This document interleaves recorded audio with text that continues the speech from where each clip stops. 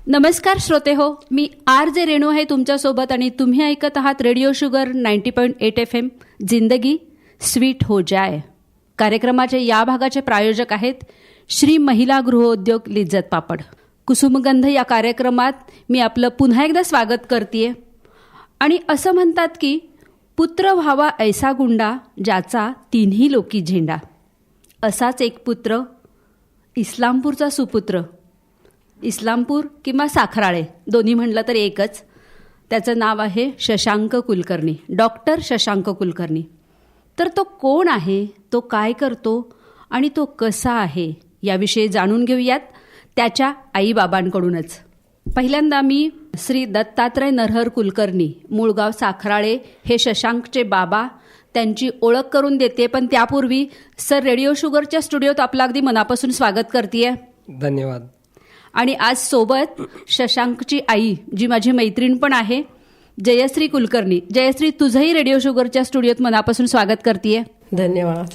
मी यांची ओळख करून देते दोघांचीही. DN कुलकर्णी या नावाने ते इस्लामपूरवासियांना माहीत आहेतच. त्यांचं शिक्षण diploma in electrical engineering 1981 Walchand college Sangli येथून झालं. त्यानंतर विद्यामंदिर ज्युनियर कॉलेज इस्लामपूरमध्ये टेक्निकल विभागाकडे 1982 पासून इलेक्ट्रिकल टेक्नॉलॉजी या विषयासाठी लेक्चरर म्हणून 37 वर्ष सेवा त्यांनी केली. आणि सध्या सेवानिवृत्त योग परिचय प्रबोध आणि शिक्षक अभ्यासक्रम पूर्ण करून थोडा आध्यात्मिक कल आणि सामाजिक कामाकडे, तसंच शेतीविषयीची त्यांची आवड आणि वाचन, निरीक्षण, त्या सगळ्या इत्यादी सगळ्या क्षेत्रात ते सध्या अग्रेसर आहेत. सर, तुमचं खूप खूप अभिनंदन आणि कौतुक आहे. थँक्स. आणि जयश्रीविषयी किती आणि काय सांगायचं तेवढं थोडंच आहे. ती जवळजवळ एक 20-25 वर्ष झाली इस्लामपूर महिला मंडळाची सदस्य तर आहेच, माझी मैत्रीण आहे. तिचंही MA इंग्लिश झालं. काही वर्ष तिने इंग्लिश मीडियम स्कूलमध्ये शिक्षिका म्हणून काम केलं. पण त्यानंतर मात्र पूर्ण वेळ मुलांचं संगोपन आणि त्यांच्यावरचे संस्कार यामध्येच ती गुंतून राहिली. याशिवाय धार्मिक वृत्ती आणि सामाजिक कामाकडे तिचाही कल खूप असतो. आणि ती एक सुगरण म्हणूनही खूप प्रसिद्ध आहे. बऱ्याचशा पाककलेत तिचे नंबर आलेले आहेत. आणि शिवाय गेली 20 वर्षे ती कार्तिक महिन्यात आवळी भोजनाचा कार्यक्रम तिच्या घरी स्वतः घेते. आणि त्यावेळेला जवळजवळ 100-150 तरी महिला तिथं भोजनासाठी येतात. श्रीसूक्तचा कार्यक्रम होतो. तर अशी ही जयश्री आणि DN कुलकर्णी या दोघांचे सुपुत्र म्हणजे डॉक्टर शशांक कुलकर्णी. जाणून घेऊयात शशांक कुलकर्णी याच्याविषयी त्याचे आईबाबा काय सांगतात ते. जया, पहिल्यांदा तुला विचारेन की डॉक्टर शशांकच्या लहानपणाविषयी तू काय सांगशील. तसं म्हटलं तर आमचं गाव साखराळे. तो लहान असताना मी साखराळमधूनच डॉक्टर VS नेर्लेकर प्रशाळेत त्याला घातले होते. त्यामुळे मी रोज साखराळे ते इस्लामपूर जाऊन येऊन त्याला पोचवून ते करत होते. आणि त्याच्यावर खूप संस्कार शाळेचे पण झाले, आजूबाजूचे, आईवडिलांचे, आजी आजोबा, काका काकू, शेजारील सर्व मित्र, यामध्ये त्याचं शाळेचं बालपण खूप सुंदर गेलं. खूप छान. त्याच्या प्राथमिक शिक्षणाच्या वेळीच त्याच्या भविष्यासंदर्भात तुला काही जाणवलं का. हो, जाणवलं. तो पहिल्यापासूनच हुशार होता. त्याची निरीक्षण वृत्ती, वाचन सगळं हे करण्याची. आणि एक मला अनुभव त्याच्याविषयी सांगा वाटतो. पहिली किंवा दुसरीत असेल, यशस्विनीबाई कुलकर्णी ह्या त्याच्या वर्ग शिक्षिका होत्या. आणि शाळेमध्ये एकदा साहेब आले होते इन्स्पेक्शन घेण्यासाठी. आणि 4 तुकड्या होत्या. त्यामध्ये त्यांनी परीक्षकांनी प्रश्न विचारला 4 तुकड्यामध्ये, घोड्याबद्दल माहिती द्या म्हणून. तर प्रत्येकाने माहिती असणारे सर्व सांगितले, रंग, शेपूट, केस. फक्त शशांकनी तेवढे सांगितले, घोडा हा वायुवेगाने पळतो. अरे वा. इन्स्पेक्शन साहेब म्हटले शाबास. पाठीवर लिहून दिलं. मला दुसऱ्या दिवशी बोलावलं. सगळ्या सरांनी, हेड सरांनी, मॅडमनी मला सांगितलं हा खरोखरीच मोठा कोणतरी होणार. साहेब म्हणाले 1 किंवा 2% अशी मुलं सांगतात हुशार असणारी. खरंच अगदी त्यांचं भविष्य अगदी खरं ठरलं आणि म्हणूनच शशांक इतका मोठाही झाला. सर, मी आता तुम्हाला विचारेन की जेव्हा तो माध्यमिक शिक्षण घेत होता तेव्हा त्याच्यात काही बदल होते असं तुम्हाला वाटलं का. अगदी हं. प्राथमिक शिक्षण पूर्ण केल्यानंतर त्याच शाळेमध्ये म्हणजे इस्लामपूर हायस्कूलमध्ये त्यानं माध्यमिक शिक्षणासाठी प्रवेश घेतला. अच्छा. इयत्ता 5वीमध्ये. 5वीमध्ये त्याने जेव्हा प्रवेश घेतला तेव्हा थोडंसं सुप्त गुण त्याच्या अंगात व्याख्यान देण्याचे म्हणजे बोलण्याचे वक्तृत्वाचे आणखी काहीतरी लिखाणाचे ही दिसू लागले होते. सुरुवातीला तो काही शब्द जुळवाजुळव करून लहान लहानशी कवितेची वाक्य तयार करत होता आणि हळूहळू असं करता एक कविता त्यानं पूर्ण तयार केली आणि ती शाळेच्या गॅदरिंगमध्ये सादर केली. शाळेमध्ये अनेक उपक्रम असायचे. त्या उपक्रमामध्ये उत्स्फूर्त भाषण अशी एक त्यांच्याकडे प्रक्रिया होती. बर. आणि यामध्ये तो सतत भाग घ्यायचा. कोणत्याही क्षणी कोणत्याही विषयावर काही मिनिटं बोलण्याचा त्याचा सराव ते माध्यमिक शाळेपासून सुरुवात झाली होती. अच्छा. आणि कवितेचाही काही लिखाण त्यानं माध्यमिक शाळेतच बर. म्हणजे लहानपणापासून म्हणजे 5वीपासून तो थोड्या थोड्या कविता लिहित होता आणि याचंच रूपांतर त्यानं मग कवितेचा पहिला कविता संग्रह प्रकाशन केला. त्यात इयत्ता 5वीपासूनच्या कविता समावेश केलेल्या अच्छा. होत्या. अच्छा. तो केव्हा प्रकाशित झाला? तो 2017 साली झाला. बर बर. 16, म्हणजे 17 तेव्हापासून त्यानं लहानपणापासूनच सुरुवात केली होती लिहायला. बरोबर. त्यानंतर त्यानं नंतरचे प्रकाशन नंतर झाले पण पहिला प्रकाशन कवितेचा संग्रह त्यानं पुण्या इथं मराठी साहित्य परिषद पुण्यामध्ये त्यानं पहिलं प्रकाशन केलं. प्रकाशन एवढं आता ते मोठं झाल्यानंतर केला तो हा पण त्याची ती सली झलक माध्यमिक शाळेमध्ये दिसत होती. कोणत्याही कार्यक्रमासाठी तो बोलला नाही असा गेला नाही. सतत बोलणे. काहीही कार्यक्रम असू दे, याचा विषय असू दे नसू दे, मी 1-2 मिनिटं बोलणार असं सरांना म्हणल्यानंतर त्यावेळी त्यावेळेला सरांनी दिलेली ती चालना होती.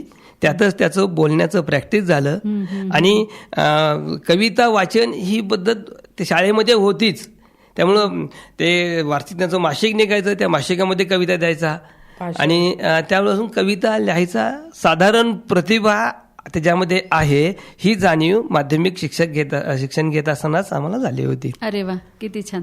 जे उच्च माध्यमिक त्याचं शिक्षण कुठं आणि कसं झालं आणि शालेय जीवन सोडून सामाजिक किंवा इतर कोणत्याही क्षेत्राविषयी त्याचा कल कुठे होता, काय होता, या संदर्भात मला काही सांगशील का?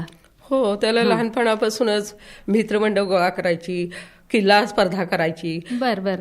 पुन्हा गणेशोत्सव करायची. आता आमच्या त्याने चालू केलेले एकता गणेश मंडळ अजूनही चालू आहे. अरे वा. शाहूनगरमध्ये.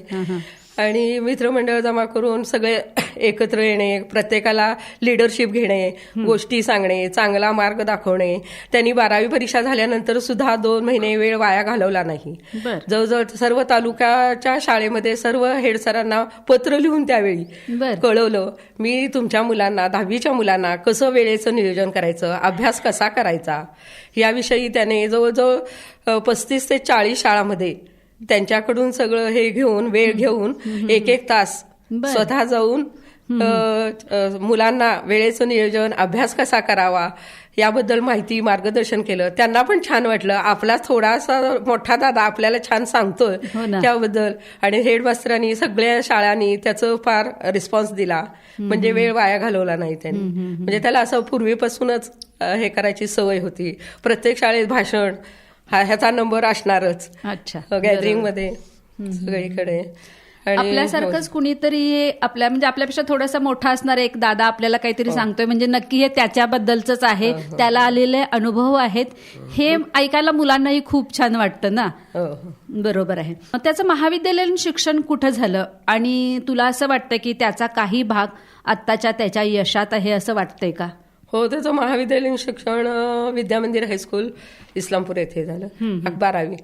आणि नंतर पुन्हा राहुरीला ते राहुरी कृषी विद्यापीठ नावाजलेलं 1 नंबर आहे, त्यामध्ये रँकनच त्याला ऍडमिशन तिथं मिळालं. गव्हर्नमेंट कॉलेज आहे. अच्छा. त्यामुळे तिथे 4 वर्ष अगदी छानच त्याचे गेले. तिथं नियम शिस्त अगदी छान होती राहुरीमध्ये. आणि तिथले सगळी लोक त्यावेळी मोठे ऑफिसर वगैरे होतातच, अजूनही सुद्धा होतात. तो पण झाला. तिथलं पण वातावरण छान होतं, शिस्त हे अंगी, त्यामुळे त्याच्या पण बांधली. आणि त्याचा उपयोग त्याला आताच्या फ्युचरच्या ह्याच्या लाईफमध्ये खूपच होतोय. वा, खूप छान. हो, तुम्हाला काही सांगायचं का याविषयी सांगा की. अच्छा. त्यानं 11-12वीचं शिक्षण विद्यामंदिर ज्युनियर कॉलेजला झालं हां सायन्समधून. हां 11वी-12वी सायन्स नंतर कुठं महाविद्यालयीन प्रवेश कुठे घ्यायचा या संदर्भातली चर्चा सुरू असताना राहुरीला बीटेक ॲग्री ही एक चांगल्या प्रकारची शिक्षण संस्था, शिक्षण देणारी संस्था आहे हे त्यावेळी सर्वश्रुत होतं किंवा सगळ्यांना माहिती होतं. त्यामुळं तिकडे प्रवेश घ्यावा असं आमच्या मनामध्ये जास्त होतं. साधारण त्याचा कल आर्टकडे होता, कारण तो काव्य आणि लिखाण आणि वक्तृत्व या संदर्भात त्याचा कल असल्यामुळं वाचन अधिक होतं, ते वाचन साहित्यिक होतं. त्यामुळं आर्टकडे त्याचा ओढा होता. त्याचा ओढा थोडासा डावलून आम्ही त्याला बीटेक ॲग्रीकडे घातलं. अच्छा. घराची थोडी शेती आहे, त्याचा थोडासा फायदा प्रवेशाच्या काळी झाला. आणि मग बीटेक ॲग्रीमध्ये सुरुवातीला नाखुशीने, पण तिथं गेल्यानंतर तो एकदम फुलफिल आनंदित झाला, कारण सर्व रँकर होतं आणि ते एक असे कॉलेज आहे की जे विद्यार्थ्याकडून चालवले जाते. अच्छा. तिथे शिक्षक फक्त निरीक्षण करतात आणि सब्जेक्ट शिकवतात, बाकी सगळी व्यवस्था मॅनेजमेंट विद्यार्थी त्यांच्या लेवलवर करतात. म्हणजे मॅनेजमेंटचं शिक्षण सुरू असतानाच त्याला कॉलेजमध्ये मिळायला लागलं. आणि मग त्याच्यामध्ये ह्याचा सहभाग मोठा असायचा. ह्याला अँकरिंग करायला आवडतं. म्हणजे सर्व कार्यक्रमाचं अँकरिंग, नियोजन, संयोजन बऱ्याचशाच गोष्टी याच्याकडे आला. तसा जसा सिनियर होत गेला तसं अखंड कॉलेज त्याला ओळखू लागलं. आणि तिथं त्याला बऱ्यापैकी शिस्त लागली. ते शिस्त असणारं कॉलेज आहे. सिनियरना रिस्पेक्ट द्यायचा हे प्रथम त्याला तिथं कळलं. आणि मग वरच्या वर्गातील विद्यार्थ्यांना सुद्धा सर म्हणायचं अशी तिथली पद्धत आहे. आणि त्यामुळं त्या कॉलेजमधले बरेचसेच गुण त्याच्या अंगी यायला सुरुवात झाली. मोठ्यांचा आदर करणे, त्यांना रिस्पेक्ट देणे, त्यांना खाली वाकून नमस्कार करणे ही तिथलीच पद्धत आहे. आणि त्यामुळे आणि आपलाच पालक नव्हे, कोणत्याही विद्यार्थ्याचा पालक आला तर त्याला गेट पासून समोर असेल त्या विद्यार्थ्याने त्या विद्यार्थ्यापर्यंत पोहोचवणे ही तिथली पद्धत आहे. त्यामुळं सर्व समाजाला एकत्र आणि इक्वल मान देण्याचं काम ते कॉलेज विद्यार्थ्याकडून करून घेते. शिक्षक फक्त निरीक्षण करतात, चुकलेल्या ठिकाणी सांगतात, बाकी सर्व आणि सिनियरच ज्युनियरना मार्गदर्शन करत असतात. अशा प्रकारचं चांगल्या कॉलेजमध्ये प्रवेश मिळाल्याने बीटेक ॲग्री झालेली तो काळ असा होता की सर्वच्या सर्व ऑफिसर व्हायचे. MPSC आणि UPSC मध्ये बीटेक ॲग्रीची एक क्रेज होती. आणि तेही कदाचित त्याचे ऍडमिशन घ्यायच्या वेळेला आमच्या मनामध्ये असू शकेल. आणि म्हणून त्यानं बीटेक ॲग्रीला प्रवेश घेतला. आणि बीटेक ॲग्रीचा त्याला फायदा असा झाला की त्याच्याबरोबरचे त्याचे सर्व सहकारी ऑफिसर्स झाले. आणि त्यांची पद्धत अशी आहे की सिनियरनं ज्युनियरला सहाय्य करायचं. एखादा मोठा ऑफिसर झाला तर त्यानं पाठीमागनं येणाऱ्या विद्यार्थ्याला ऑफिसर होण्याच्या दिशेनं जेवढी मदत करता येईल तेवढी करायची ही तिथली पद्धत आहे. आणि त्याचा खूपसा फायदा झाला. महाविद्यालयीन बीटेक ॲग्री त्यानं राहुरीमधून पूर्ण केले. खूप छान सर. शशांक सोबतच तुम्ही राहुरी कृषी विद्यापीठाबद्दल इतके छान छान विचार आणि सगळं सांगितलं. सर मला एक सांगा, त्याच्या साहित्यिक जीवनाची सुरुवात कधी झाली असं तुम्हाला वाटतं? तसं म्हटलं तर प्राथमिक शाळेमध्ये त्याच्या साहित्यिक जीवनाची सुरुवात झाली. हो, मग अशी तुम्ही सांगितलं. प्राथमिक शाळेमध्ये तो लहान लहानशा नेत्यावरचं भाषण द्यायचा. आणि भाषण देण्यापूर्वी त्याचं लिखाण करायला लागायचं. ते लिखाण तो आता तो पालक म्हणून तो मला सांगायचा की उदाहरणार्थ महात्मा गांधींच्यावरचं लेक्चर द्यायचं असेल तर ते मला लिहून द्या. मग मी त्याला थोडं लिहून देणार आणि एक पुस्तक देणार, यातलं तुझं तू काढून लिह. मग तो माझ्या लिखाणाला अनुसरून पुढे पुस्तकातलं वाचून लिहायला लागला. आणि पुढे पुढे तो मला विचारायचं सुद्धा बंद होऊन नुसतं पुस्तक दिलं की तो व्याख्यान तयार करू लागला. आणि तिथेच त्याच्या लिखाणाची सुरुवात झाली. सुरुवात काही व्याख्यान लिहिता लिहिता एखादं कवितेची ओळ त्यात असावी असं त्याला वाटायला लागलं. म्हणून तो ओळ मनाचीच घालू लागला. आणि तिथेच त्याच्या कवितेचा जन्म झाला, त्याच्यातल्या कवीचा जन्म झाला. आणि तो पुढे पुढे कविता करू लागला. म्हणजे घरीच आई वडील गुरु असतात म्हणतातच, पण त्याच्या साहित्यिक जीवनाकडे किंवा साहित्यिक कल त्याच्यात यावा असं तुम्हाला वाटलं म्हणून तुम्ही थोडीशी सुरुवात करून दिली त्याला, मला वाटतंय. आणि त्यानं ते अगदी सार्थक केलं आजपर्यंत. हो, जया तुला काही सांगायचंय का? हा हो अगं सांगायचं म्हणजे आम्ही प्रत्येक वाढदिवसाला अजूनही पर्यंत चौघांच्या वाढदिवसाला पैसे जमा करून आम्ही 2,000 ते 3,000ची पुस्तकं दरवर्षी घेतो. त्याचा उपयोग त्याला खूपच झाला. अरे वा, खूप छान खूप छान. वाचन संस्कृती तेव्हापासून आज तागायत तुम्ही जपून ठेवलेली आहे. खूप छान, मस्तच. सर मला सांगा, MPSC UPSCचे पण आकर्षण तेव्हा होतेच, मग त्यासाठी तुम्ही काही प्रयत्न केले का, किंवा त्याविषयीचं तुम्हाला काही सांगायचंय का? बरोबर. त्यानं जेव्हा बीटेक ॲग्री राहुरीला ॲडमिशन घेतलं, ॲडमिशन घ्यायच्या वेळेचा पहिला उद्देश होता त्याला UPSC MPSC परीक्षा करून कुठेतरी ऑफिसर व्हायचं, कारण त्या कॉलेजची ती परंपरा होती. आणि तिकडे जाणारा बहुतेक विद्यार्थी इकडेच त्यांचा कल असायचा. आणि म्हणून ते बाहेर बीटेक पूर्ण झालं की ते काही दिवस किंवा काही वर्ष म्हणा त्याचा अभ्यास करून MPSC UPSCची परीक्षा देतात आणि ऑफिसर्स होतात. मग या उद्देशानं आम्ही त्याला बीटेक ॲग्रीला घातलं होतं. ते बीटेक ॲग्रीला असतानाच साधारण ज्युनियर कॉलेजमध्ये असतानाच त्याची थोडीशी चमक आमच्यातल्या एका सरांना झाली होती. मग ते बोलता बोलता मला एकदा असे म्हणले की हा जर का माझा मुलगा असता तर मी त्याला कलेक्टर केला असता. बर. ती थोडीशी जाणीव माझ्या मनामध्ये त्यावेळेलाही होती. ओके. मग आपण ह्या दृष्टीनं काय प्रयत्न करू शकतो का, हे तिचं ते ज्युनियर कॉलेज चालू असतानाच डोक्यात होतं. आणि तोही एक उद्देश त्याला बीटेक ॲग्रीला घालण्याचा होता. बीटेक ॲग्री पूर्ण झाल्यानंतर त्यानं MPSC UPSCसाठी त्यानं करावं अशी माझी मानसिकता होती. आणि त्याचे बाकीचे मित्र त्याच ट्रॅकमध्ये जात असल्या कारणानं फारसं त्याला अडचण आली नाही. आणि म्हणून तो बीटेक ॲग्री संपल्यानंतर दिल्लीला UPSCचा अभ्यास करण्यासाठी गेला. प्रथम UPSC पूर्ण करावं, म्हणजे त्यात यश येण्याच्या दिशेनं जास्तीत जास्त प्रयत्न करावा. MPSCकडे जास्त कल नव्हता. म्हणजे नॅशनल लेवलला जॉब मिळावा हा त्यातला बेसिक उद्देश होता. कारण IAS किंवा कलेक्टर ही UPSCने मिळते, म्हणून त्यासाठी तो दिल्लीला गेला. त्याचं PhDचं शिक्षण जम्मू इथे झालं असं मला समजलं. मग हे एवढ्या लांब का घेतलं त्याला PhDसाठी? तो का गेला, किंवा तिथल्या जम्मू भागाचा त्याला काही फायदा झाला का? आणि PhD तर त्याने केलेली आहे, पण ती कोणत्या विषयात PhD केली हे श्रोत्यांना ऐकवलं तर बरं होईल. बरोबर. UPSCचा अभ्यास करण्याकरता तो दिल्लीला गेला. दिल्लीला UPSCचे क्लासेस लावले. UPSCच्या अभ्यासक्रमामध्ये पब्लिक ॲडमिनिस्ट्रेशन हा एक विषय आहे, म्हणजे लोकनीती लोकप्रशासन यामधला. मग तो या UPSCच्या अभ्यासाबरोबर त्याचा क्लासेस पूर्ण झाला. क्लासेस पूर्ण होता त्याला अभ्यास 2 वर्ष सलग तो UPSCचा अभ्यास करत होता. 1-2 परीक्षा पण UPSCच्या दिल्या. सुरुवातीचा काय केलं, प्रिलिममध्ये पास व्हायचा, मेनमध्ये झाला नाही. दुसऱ्यांदा प्रयत्न, ही साखळी असते, पुन्हा पहिल्यापासून करायचं. दुसऱ्यांदा मेनमध्ये पास झाला, ओरलमध्ये बाहेर निघाला, म्हणजे ही साखळी पुन्हा डिस्कंटिन्यू व्हायला लागली. मग साधारणपणे असं लक्षात आलं की अशी क्रिया झाली तर पुढे काय करायचं. समजा सक्सेस झालंच नाही तर दुसरा एक आपला ट्रॅक तयार पाहिजे, प्लॅन तयार पाहिजे. आणि म्हणून हे करता करता ते त्यांनी स्वतःहून ठरवलं की काय करावं आपण. मग करता करता पब्लिक ॲडमिनिस्ट्रेशनचा अभ्यास सुरू होता. आणि सहज म्हणून ते म्हटलं अभ्यास तर पूर्ण झालाय, याला काहीच करता नाही, म्हणून इंदिरा गांधी ओपन युनिव्हर्सिटीमध्ये MA पब्लिक ॲडमिनिस्ट्रेशनचं ॲडमिशन घेतला आणि त्याची परीक्षा दिली. आणि तो पहिल्याच अटेम्प्टमध्ये पास झाला, कारण अभ्यास त्याच्याहून अधिक झाला होता. आता पब्लिक ॲडमिनिस्ट्रेशन विषय पास झाल्यानंतर आता बी प्लॅन काय असावा.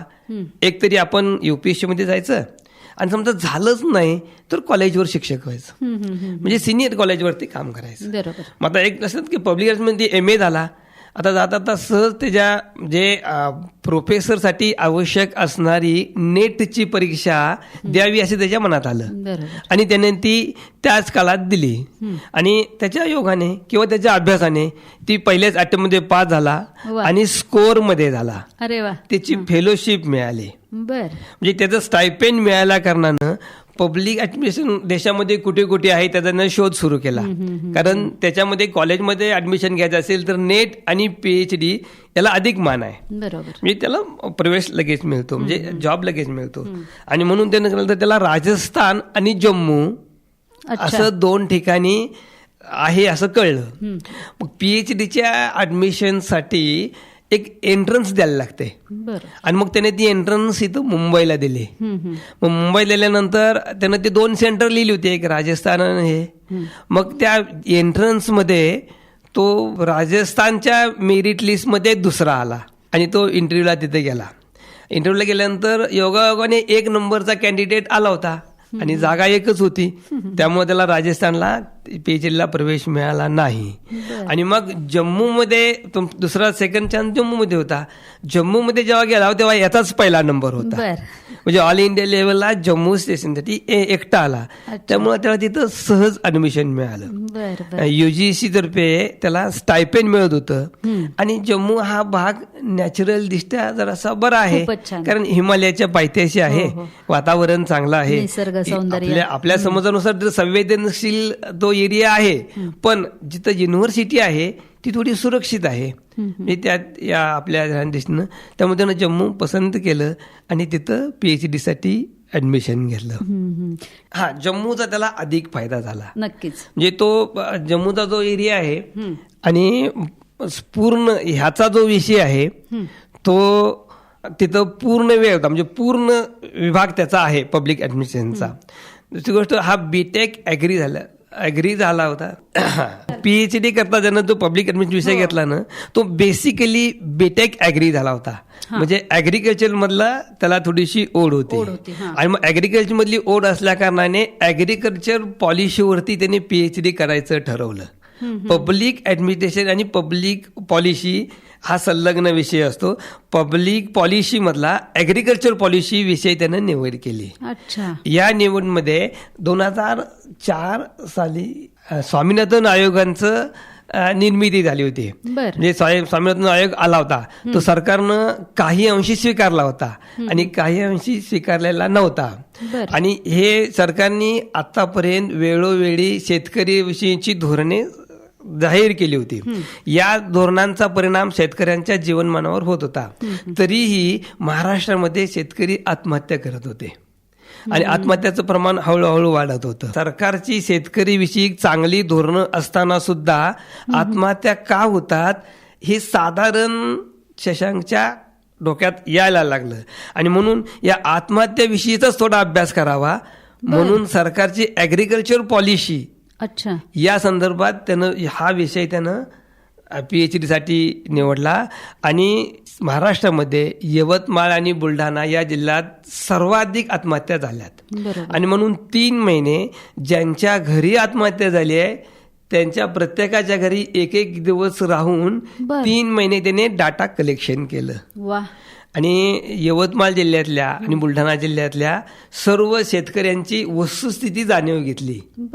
आणि त्याचा डाटा कलेक्शन करून ॲग्रिकल्चर पॉलिसी कशी असावी किंवा सरकारने जाहीर केल्याचा इथंपर्यंत त्याचा का परिणाम झाला नाही याचा तुलनात्मक अभ्यास PhDच्या विषयाकरता त्याने घेतला आणि ॲग्रिकल्चर पॉलिसीवरती त्याने PhD पूर्ण केली. खूपच छान. विषयही खूप वेगळा घेतला शशांकने आणि जो वास्तव आहे ज्याची गरज होती असा विषय त्यानं घेतला. त्याचं पुन्हा एकदा अभिनंदन करते. आणि जया, मी आता तुला असं विचारेन की साधारणपणे कुटुंबात त्याचा सहभाग कसा असायचा, एकूण त्याचं वागणं वगैरे कसं असायचं?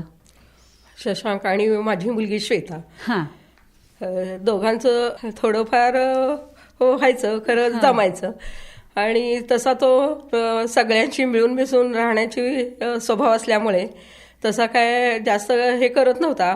फक्त त्याला अभ्यास माडीवर एक राहायचं, अभ्यास करायचा, त्याला कुणी डिस्टर्ब केलेलं एवढं चालायचं नाही.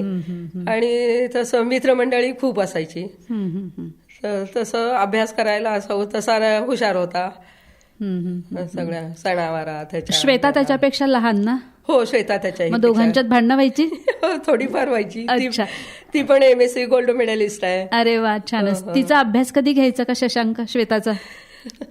तसं थोडंफार एवढं काय त्याला मिळायचं नाही, तो इथं नव्हता ना जास्त. राहुरीला ती MSc इकडे करायला लागल्यावर तो तिकडे होता. अच्छा. सर, मला असं विचारायचं की जेव्हा त्याची नीती आयोगावर निवड झाली तेव्हा तुम्हाला काय वाटलं? सुरुवातीपासूनच मनामध्ये असं होतं की तो सरकारी नोकरीमध्ये यावा. आणि एक डोक्यामध्ये होती की तो IAS किंवा कलेक्टर या पोस्टसाठी जावा. बरोबर. म्हणून PhD करत असताना किंवा ॲग्रिकल्चर पॉलिसी विषय घेत असताना आमची चर्चा झाली होती की ज्या विषयाचा शासनामध्ये उपयोग होऊ शकेल, एक कॉलेजवर असिस्टंट प्रोफेसर म्हणून सहज काम करता येतं PhD नंतर, आणि याला दुसरा पर्याय आपण शासनामध्ये सुद्धा काम करू शकतो, अशा प्रकारचा विषय असावा, ही चर्चा PhD व्हायच्या आधी, तो विषय घ्यायच्या आधी झाली होती. आणि मग आपण इकडून UPSC आपण होऊ शकलो नाही, ती एक खंत मनामध्ये होती. मग ती भरून काढता येते की येण्यासाठी काही प्रयत्न करता येत आहेत का, यासाठीचे आमचे प्रयत्न चालू होते. आणि म्हणून ॲग्रिकल्चर पॉलिसीमध्ये शासनामध्ये स्वतंत्र डिपार्टमेंट आहे की पॉलिसी संदर्भातलं, आणि मग त्यात केल्यानंतर ही इक्विव्हॅलेंट पोस्ट आहे. म्हणजे शासन संपूर्ण देशाचं धोरण ठरवणारी नीती आयोग ही एक संस्था आहे.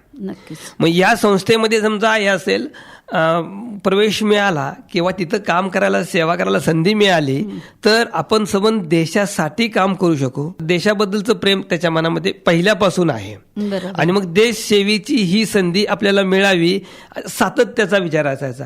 आणि म्हणून नीती आयोगाच्या कधी ऍड मिळते का, जाहिरात निघते का, याच्याकडे त्याचं लक्ष होतं. आणि PhD झाल्या योगायोगानं नीती आयोगाची जाहिरात निघाली. ओनली PhD करता निघाली. जे कॅन्डिडेट बोलवले ते सगळे PhD होल्डर बोलवले. हे साधारण 1300 कॅन्डिडेटचे अर्ज मागवले गेले, आणि त्यातले 30 अर्ज सिलेक्शनसाठी त्यांनी सिलेक्शन केलं की त्यांच्या शेतीसाठी पाहिजे होतं, ॲग्रिकल्चर मधले. मग ह्या 30 लोकांची त्यांनी इंटरव्ह्यू घेतले, आणि ह्या इंटरव्ह्यूमध्ये त्याचं सिलेक्शन झालं.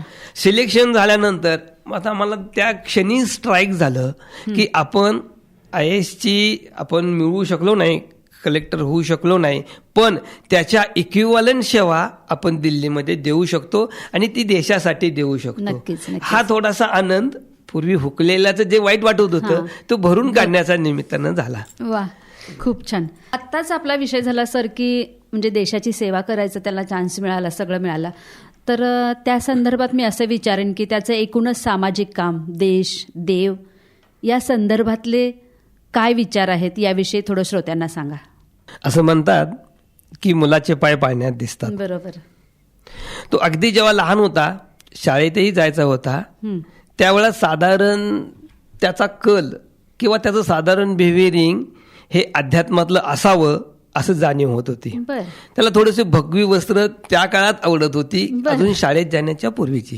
पण तो तशा प्रकारचा ड्रेस घालून, हातात 2 टाळ घेऊन शेजाऱ्यांच्या घरासमोर जाऊन टाळ वाजवत असे, किंवा पहाटे लवकर उठून त्याला टाळ वाजवून उठवत असे. म्हणजे ही साधारणपणे कल त्याचा लहानपणी, म्हणजे शाळेत जायच्या आधी 2-3 वर्षाचा असताना, म्हणजे साधारण याच्याकडे आध्यात्मिक कल आहे ही जाणीव त्या काळात होते.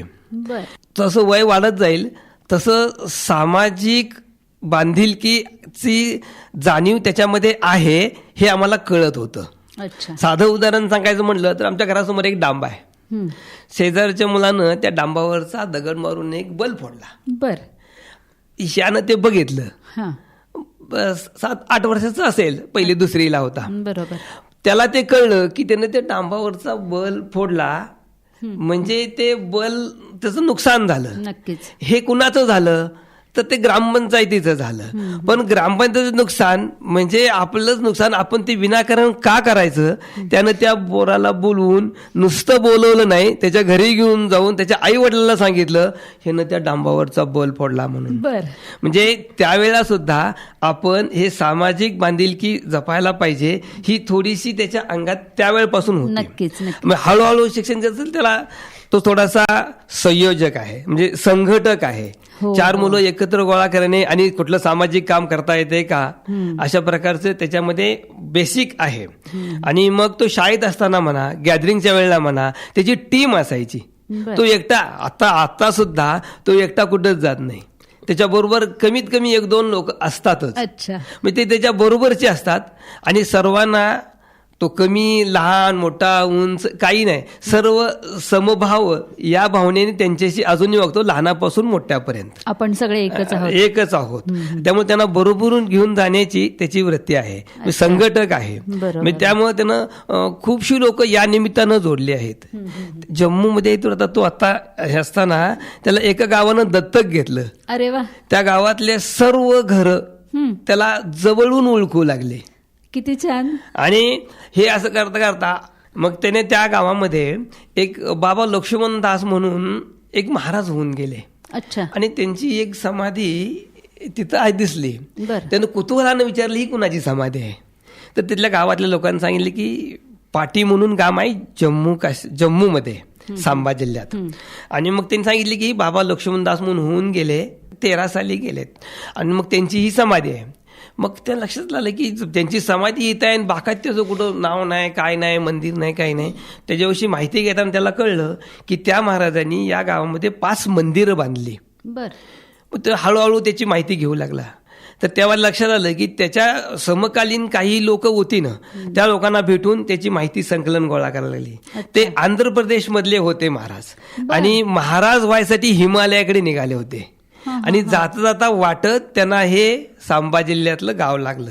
तिथल्या शेतकऱ्यांनी त्यांना तिथं थांबवलं, म्हणजे संध्याकाळ झाली आणि त्यांना थांबवले, बाबा आता एवढा अंधार झालाय, पुढे कुठे जात आहे, बरोबर, थांबा इथे. म्हणून ते आले. त्यांनी त्या महाराजांनी विचारलं की या गावात मंदिर आहे का. तर त्या माणसाने म्हणले मंदिर का, तर मी मंदिरात विश्रांती घेतो किंवा थांबतो, घरी थांबत नाही कोणाच्या.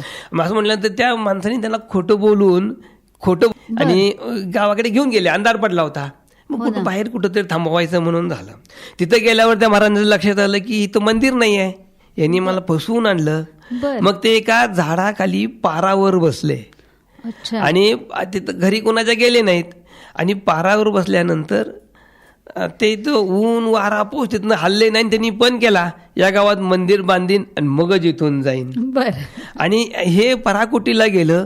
पाऊस पडायला आला, सगळे पडायले, काही नाही. सगळ्या गाव आले की महाराज झाडावर बसलेत, उड्यावर तसेच बसलेत.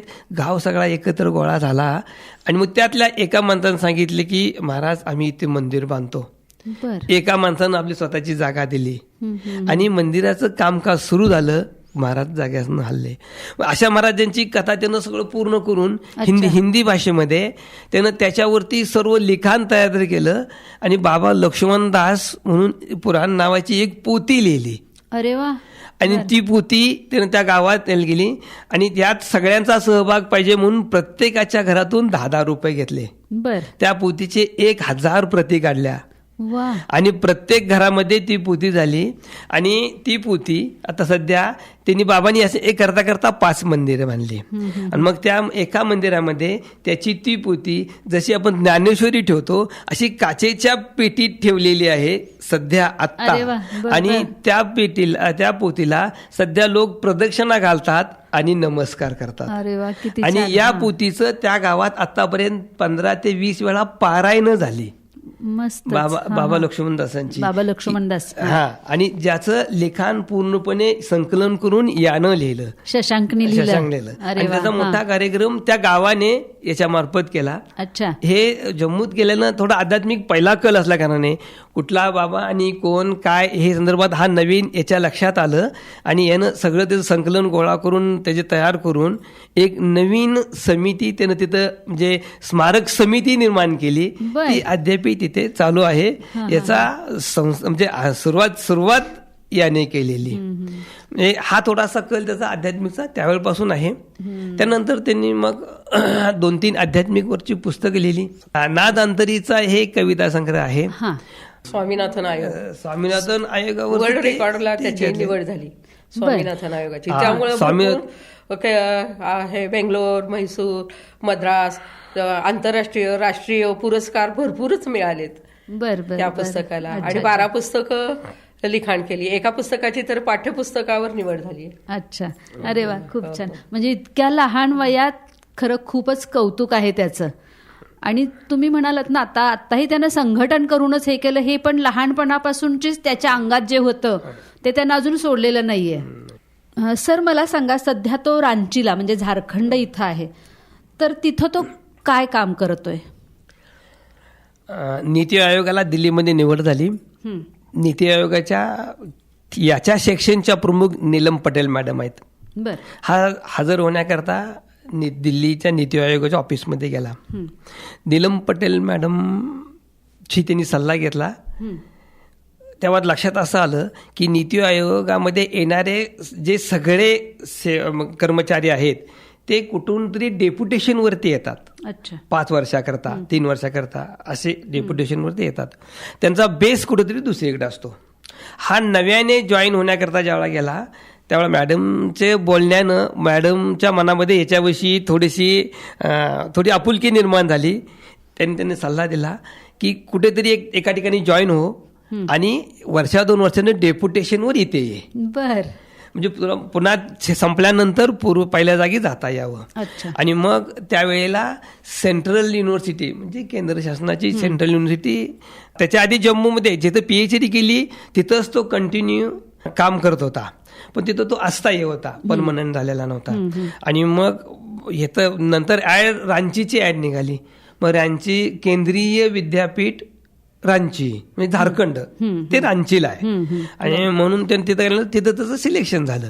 मग तिथं तो असिस्टंट प्रोफेसर म्हणून पब्लिक ॲडमिनिस्ट्रेशन या विषयाकरता शिक्षण शिकवत आहे. तिथं 30 पोस्ट आहे त्याची सध्या. हा, तिथे तिची पोस्ट आहे. अच्छा. आणि हे करता करता तो नीती आयोगाच्या संदर्भात जे ॲग्रिकल्चर संदर्भातले पेपर आहेत तो तिथे लिहितो आणि त्यांना हे पाठवतो तिकडे.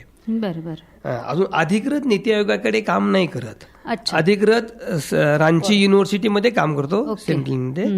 आणि ह्यांना सहाय्यक भूमिका करतो. त्याच्या एकूणच भविष्याबद्दल आपल्याला काय वाटतंय? मुळात तो हार्डवर्कर आहे. बरोबर. तो खूप वेळ काम करतो. पहाटे 5 वाजता उठतो, रात्री 10 वाजेपर्यंत कंटिन्युअस कामात चेंज असून पण काम सतत करत असतो. बरोबर. सध्या त्याला व्याख्यान द्यायला आवडतं. बर. उद्बोधन करणे किंवा समाज प्रबोधन करणे, एखाद्या विषयाविषयीची लोकांच्या मनामध्ये जागृती निर्माण करणे, अशा प्रकारचे विषय त्याच्याकडे सतत येत असतात. थोडं लिखाण करतो. अनेक जर्नलला त्याचे पेपर्स प्रसिद्ध झालेले आहेत. आणि लेखनाची आवड असल्या कारणाने आताही 3-4 पुस्तके त्याची लिहून तयार आहेत, फक्त प्रकाशित झालेली नाहीत. ओके. त्याच्यावरती त्याचं लिखाण आहे. शेतीविषयक त्याचं संशोधन रिसर्च सध्या चालूच आहे. बर. तो झारखंड एरियामध्ये हा आदिवासी भाग आहे. हो ना. मग तिथल्या लोकांसाठी शेती करता काय करता येईल याकरता त्याचं संशोधन सध्या चालू आहे. तो शेतीमध्ये फार्मर्स पॉलिसीमध्ये काम करतोय. होय. म्हणजे शेतकऱ्याविषयी काय करता येईल, शेतीतली पिकं या संदर्भातले नव्हे. बरोबर. शेतकरी कसा पुढे जाईल, त्याला कसं जास्त फायदा होईल, आणखीन त्याला अधिक फायदेशीर कशा प्रकारची शेती करता येईल याची धोरणं या संदर्भातला त्याचा रिसर्च सध्या चालू आहे. ते काम सध्या चालू आहे. झारखंड हे हिल स्टेशन सारखं आहे. बरोबर. डोंगराळ भाग आहे आणि लहान शेती लहान आहे, लहान तुकड्यांची शेती आहे. त्याच्याविषयी त्याचं निरीक्षण, तिथल्या शेतकऱ्याविषयी निरीक्षण, तिथल्या लोकांचं निरीक्षण, तिथल्या परिस्थितीचं निरीक्षण, हे सगळं एकत्रीकरण करून ते सरकारकडे पाठवण्याच्या दृष्टीनं, त्याचा मसुदा तयार करण्याच्या दृष्टीनं सध्या त्याचा रिसर्च चालू आहे. अच्छा अच्छा. त्याच्या एकूणच यशाबद्दल किंवा जडणघडणीबद्दल एका वाक्यात काय सांगाल तुम्ही दोघेही? परमेश्वराची कृपा आणि गुरुजनांचे आशीर्वाद. अच्छा. आणि आपल्या समाजातील सर्व सहकार्यांचे सदिच्छा या बळावर आणि त्याची स्वतःची काम करण्याची, कष्ट करण्याची अपार जिद्द, यामुळे तो मोठेपणी नक्कीच कुठल्याही क्षेत्रात गेला तरी वेल नोन अशीच व्यक्ती तयार होईल. अरे वा, किती छान. सर, आपण काय सांगाल? लहानपणी त्याच्याशी चर्चा करताना तो बोलता बोलता मला असं म्हणला होता, किंवा मी त्याला विचारलं होतं, मोठा होऊन काय होणार? तर त्याने त्यावेळेला जे उत्तर दिलं होतं, मी मोठा होऊन एवढा मोठा होईन की माझी लोक जयंती साजरी करतील. वा. आणि त्याच्या दिशेनं त्याची सध्या वाटचाल सुरू आहे. नक्कीच. तो त्यात यशस्वी होईल असं मला वाटतं. हो हो हो, खूप छान. श्रोते हो, डॉक्टर शशांक लहान होता तेव्हा सगळेजण म्हणायचे की हा DN कुलकर्णी सरांचा मुलगा आणि माझी मैत्रीण जयश्रीचा मुलगा म्हणून आपण त्याला सगळेजण ओळखतच होतं. पण आज हे इस्लामपूर आणि साखराळे वासीय म्हणतात, हे DN सर म्हणजे शशांकचेच बाबा का? आणि ही जयश्री कुलकर्णी म्हणजे शशांकची आईच का? तर सर असंच अगदी खूप अभिमानास्पद आहे आपल्या सगळ्यांसाठीच हे, आणि तुम्हा सगळ्यांसाठी पण खूप अभिमानास्पद आहे डॉक्टर शशांकचं इतकं मोठं होणं. आणि तुम्ही दोघांनीही अगदी वेळात वेळ काढून इथं आलात, रेडिओ शुगरला आपल्या लेखाचं कौतुक सांगितलं, अगदी भरभरून सांगितलं. त्याबद्दल दोघांचेही मनापासून धन्यवाद. आणि जाता जाता तुम्ही श्रोत्यांना किंवा शशांकसारख्या मुलांसाठी काय संदेश द्याल? मनापासून काम केलं, सामाजिक बांधिलकी मनात ठेवून काम केलं, बरोबर, देश देव हे आपल्या डोक्यात कायम ठेवलं तर नक्की मोठ्या यशापर्यंत पोहोचता येतं. थोडीशी जिद्द आणि कष्ट करण्याची तयारी असेल तर काहीही अशक्य नाही, बरोबर, 100% साध्य होतं. तुला काय? मी नवीन जनरेशनच्या मुलींना सांगेन की आपल्या लहान मुलांसाठी संस्कार करायसाठी वेळ द्या. मोबाईलपासून मुलांना लांब ठेवा. त्यांच्यावर चांगले जडणघडण, खाण्यापिण्याचे, आरोग्य महत्त्वाचे सांभाळा. आणि लहान मुलांना आपण आईनं जसं मायेनं हे करावं, सुरक्षितता भावना जशी आईजवळ असल्यावर वाटते तशी इतर कोणी वाटत नाही. लहानपणी 4 ते 5 वर्षापर्यंत मुलांना आईची जवळ असणे आवश्यक आहे. करिअरच्या नावाखाली आपल्या मुलांकडे लक्ष जरूर द्यावे. नक्कीच. जयानं MA इंग्लिशमध्ये करून सुद्धा जयश्रीनं ते सगळं सोडून मुलांवर खूप छान संस्कार केले. त्यामुळं तिची दोन्हीही मुलं, एक श्वेता MSc गोल्ड मेडलिस्ट आहे आणि शशांक डॉक्टर शशांक कुलकर्णी अगदी ज्याची नीती आयोगापर्यंत तो गेलेला आहे, अशा दोघांचे आई वडील इथं आले. दोघांचे पुन्हा एकदा खूप खूप आभार मानते आणि मी RJ रेणू आता इथेच निरोप घेते. धन्यवाद. मनपूर्वक धन्यवाद.